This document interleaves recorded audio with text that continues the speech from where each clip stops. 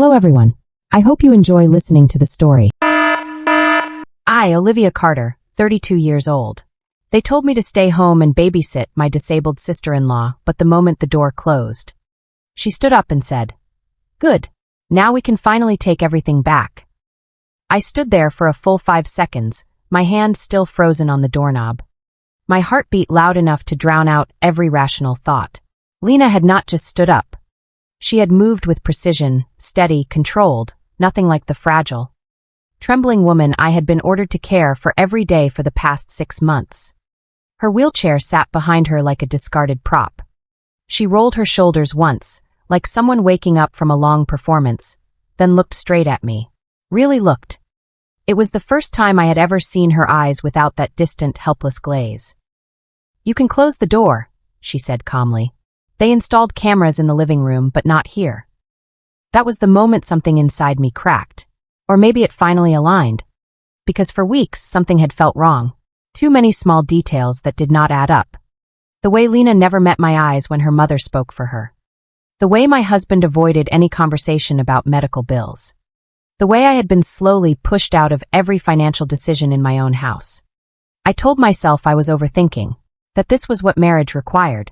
Sacrifice, support, loyalty. But standing there, watching a woman who was supposed to be unable to walk take 3 confident steps toward me, I realized I had not been sacrificing. I had been managed. "What is this?" I whispered, my voice dry, almost unfamiliar to my own ears. Lena tilted her head slightly, studying me as if measuring whether I was worth the truth. Then she exhaled, slow and controlled. "It is a setup," she said. "And you are the final piece." My stomach dropped. "What do you mean?" "They are planning to transfer everything," she continued, her tone flat, almost clinical. "The house, the accounts, anything in your name. You already signed the preliminary documents. Did you not? The ones your husband called insurance adjustments." My mind flashed back to the papers, the rushed explanations, the pressure, the smile he gave me when I signed. I felt heat rise up my neck, then cold settle deep in my chest. "That is not possible," I said, but even I could hear how weak it sounded. Lena let out a quiet, humorless laugh. "It is not only possible, it is already in motion." She stepped closer, lowering her voice. "And when it is done, you will not just lose the house. You will lose your legal standing to fight for it." I stared at her, my thoughts spiraling. "Why are you telling me this?" She held my gaze, unblinking. "Because I am next." Silence filled the room, thick and suffocating. I felt it then. The shift. The moment where fear stopped being paralyzing and started becoming something sharper. Something dangerous. "If you think this is just another toxic family story," I said slowly, more to myself than to her, "then something tells me I have been wrong about everything."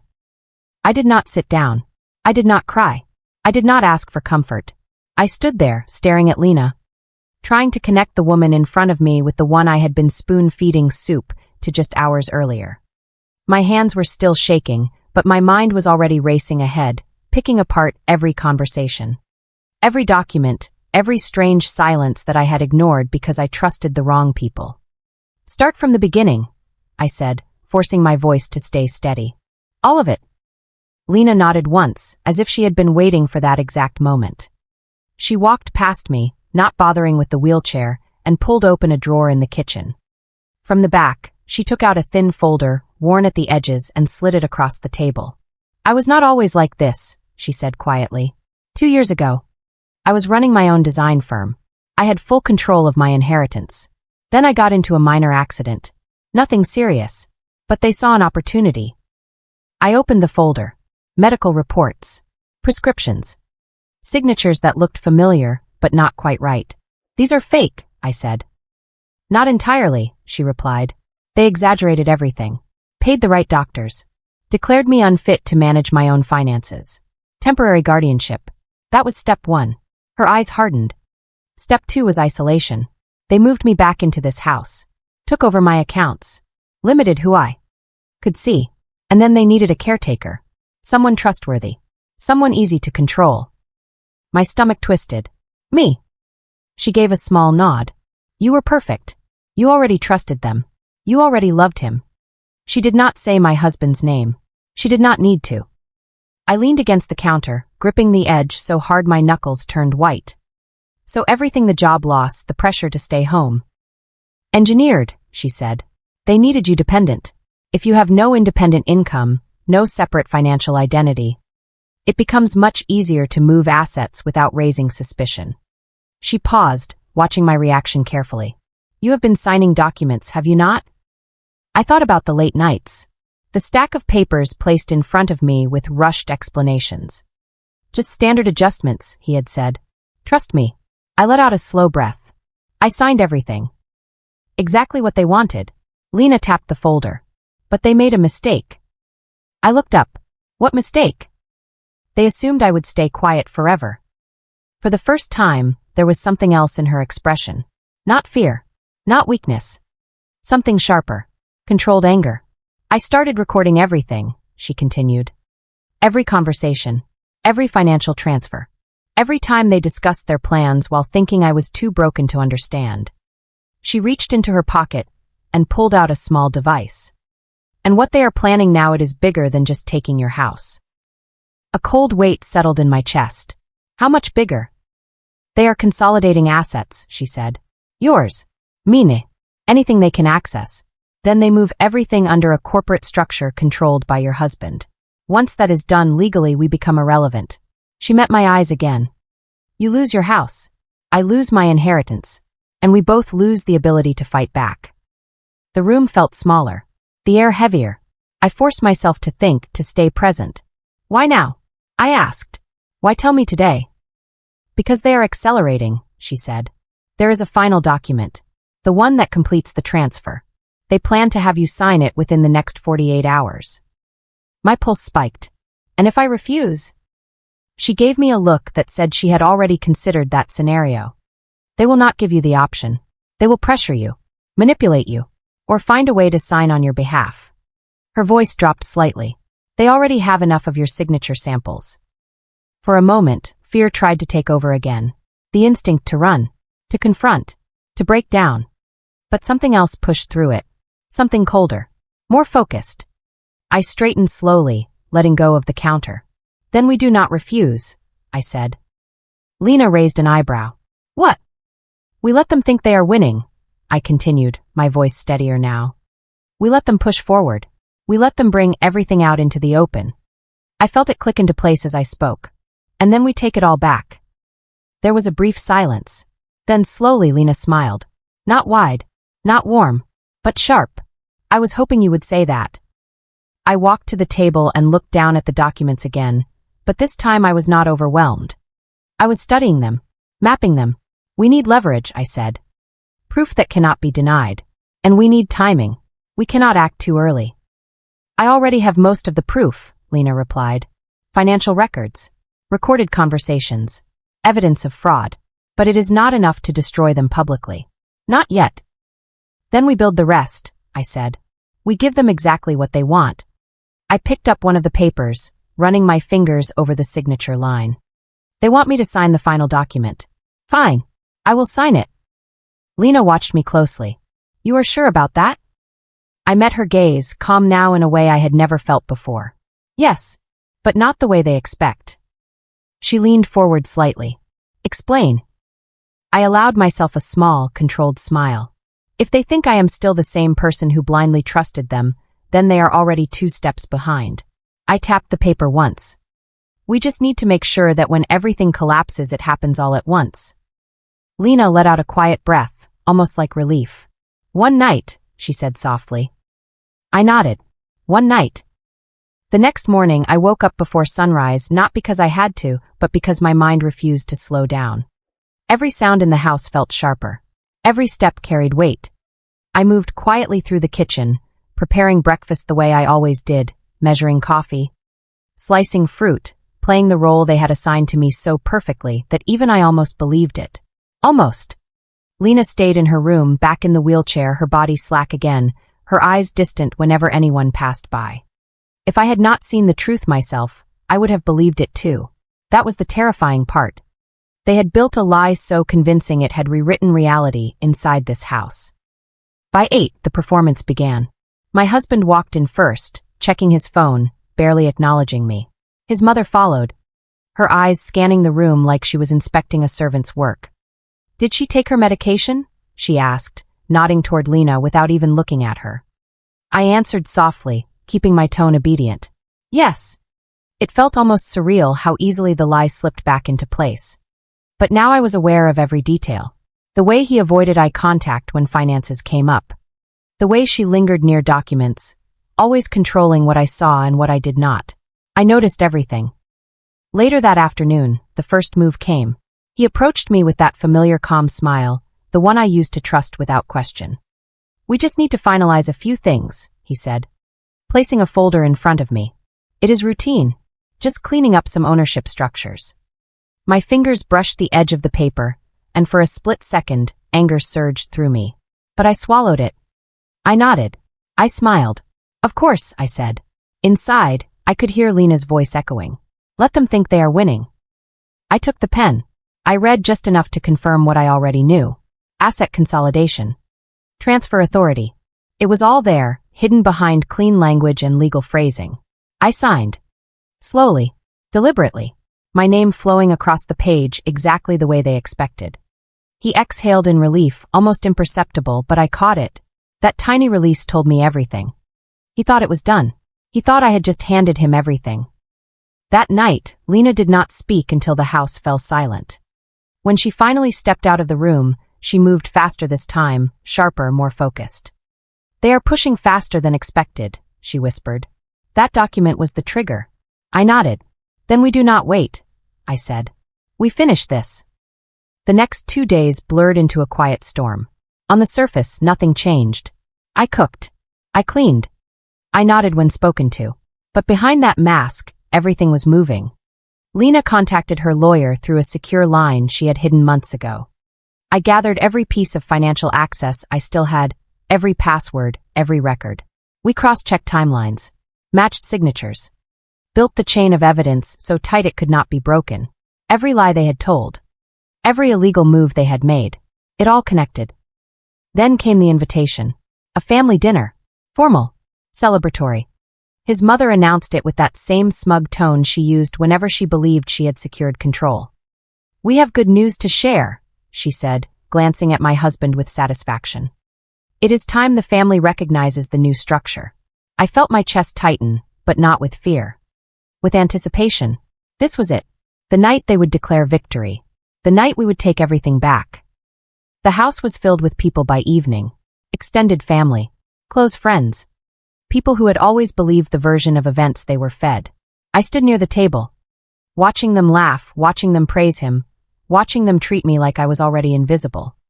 My husband raised his glass, calling for attention. "Tonight marks a new chapter," he said. "A stronger foundation for all of us." His words were smooth, practiced, empty. I glanced at Lena. She sat quietly, head lowered, playing her role to perfection. "And as part of that," his mother added, stepping forward, "certain responsibilities have been reassigned. Some people simply are not suited for long-term decision-making." Her eyes flicked toward me, just for a second. Enough to make her point. The room murmured in agreement. I felt the heat rise in my chest again, but this time, I did not fight it. I let it sharpen me.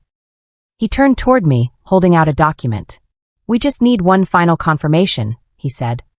"For transparency." The audacity of it almost made me laugh. One final signature. One final step to erase me. I took the paper. I looked at it. Then I looked up at him.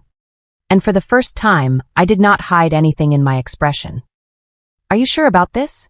I asked quietly. He frowned slightly, confused. "Of course." That was when Lena moved. Not slowly. Not weakly. She stood.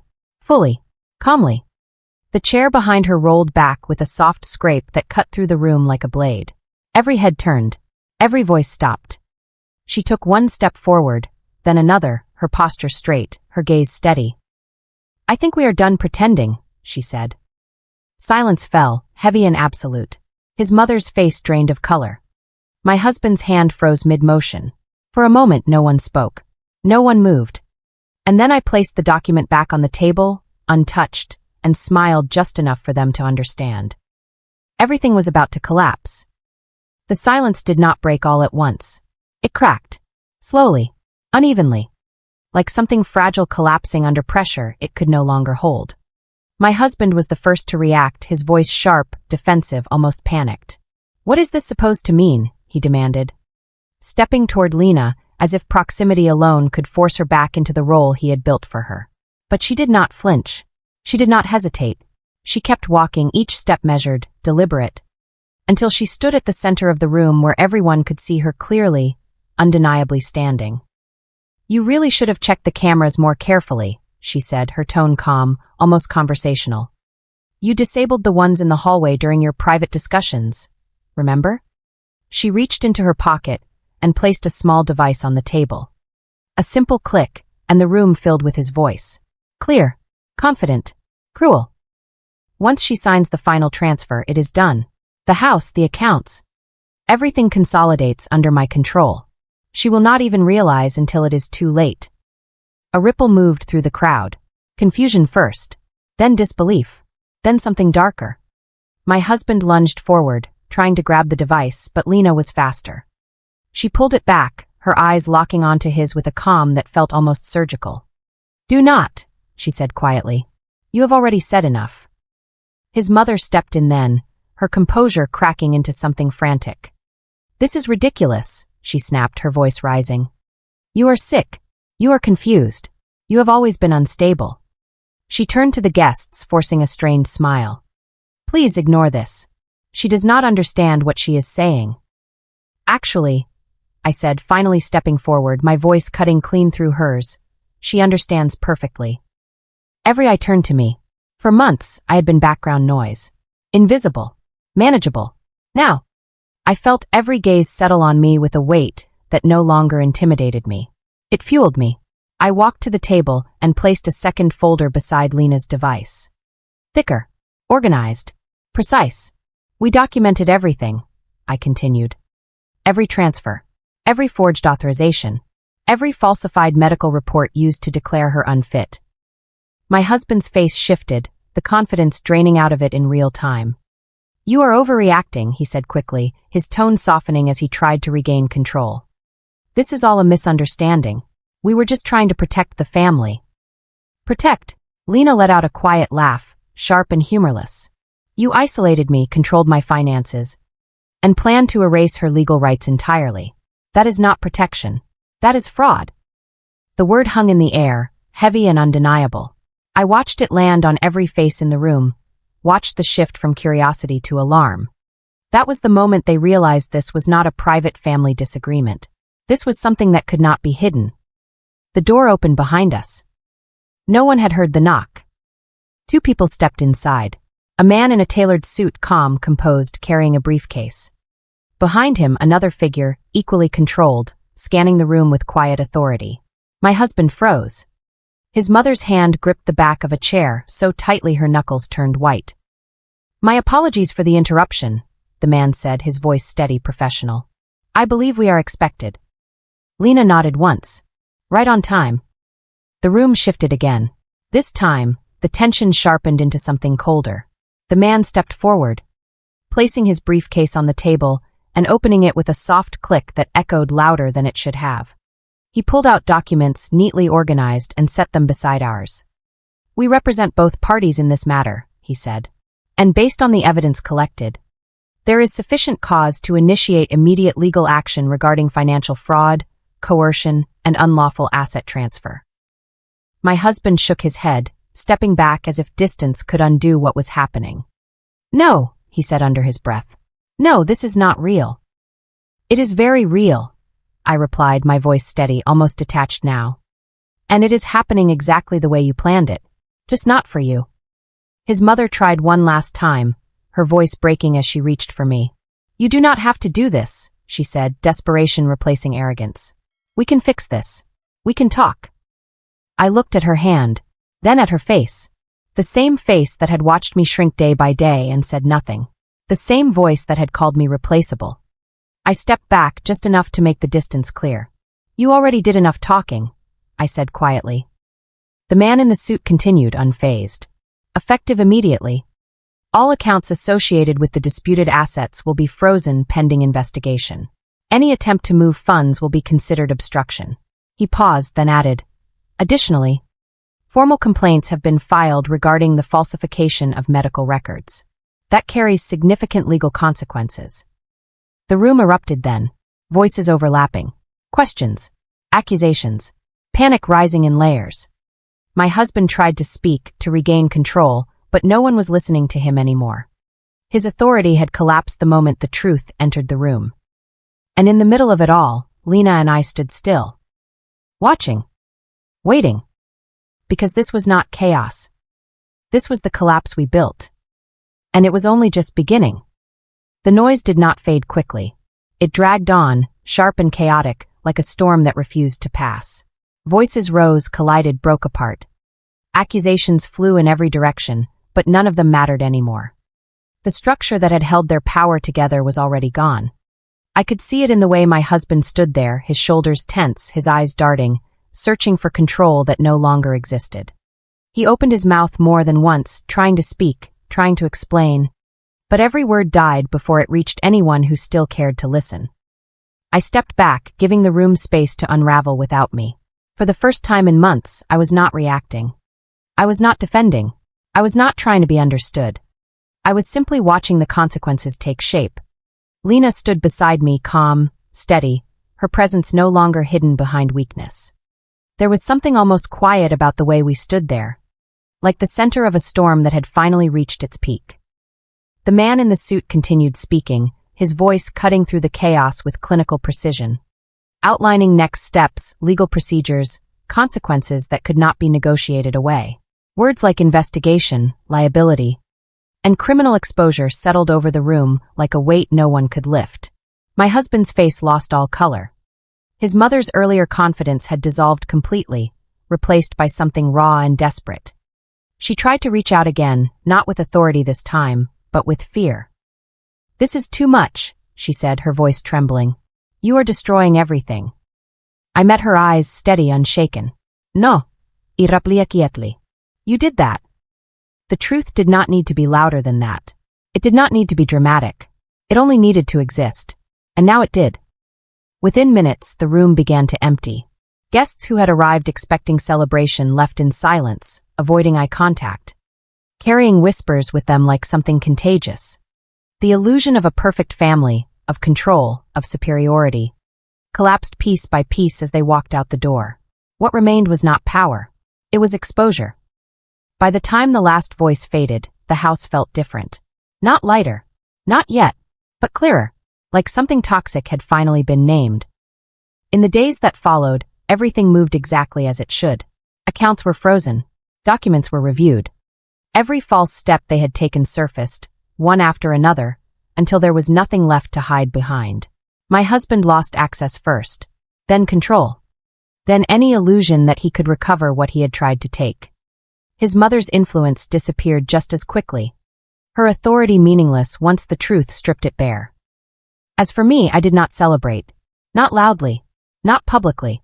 I simply stayed where I belonged.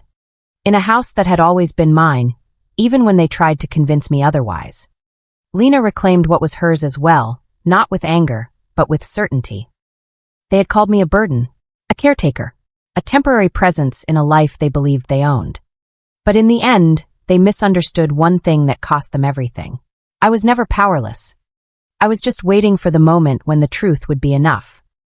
So tell me this, if you were standing where I stood, watching it all collapse in front of you, would you have stopped it or let it fall exactly the way it was meant to? In the end, what destroyed them was not bad luck or betrayal. It was their own dishonesty. Lies have a way of stacking up quietly, layer by layer, until one day they collapse under their own weight. They thought manipulation was power. They thought control was permanent. But truth does not disappear just because it is buried. It waits. And when it surfaces, it takes everything with it. If there is one lesson I learned, it is this: never build your life on deception. Because the higher you climb on lies, the harder you fall when they break. If this story made you think, or if you have ever faced something similar, let me know in the comments. Would you have done the same? And if you want more stories like this, do not forget to like the video and subscribe. Your support helps bring more real, powerful stories to light.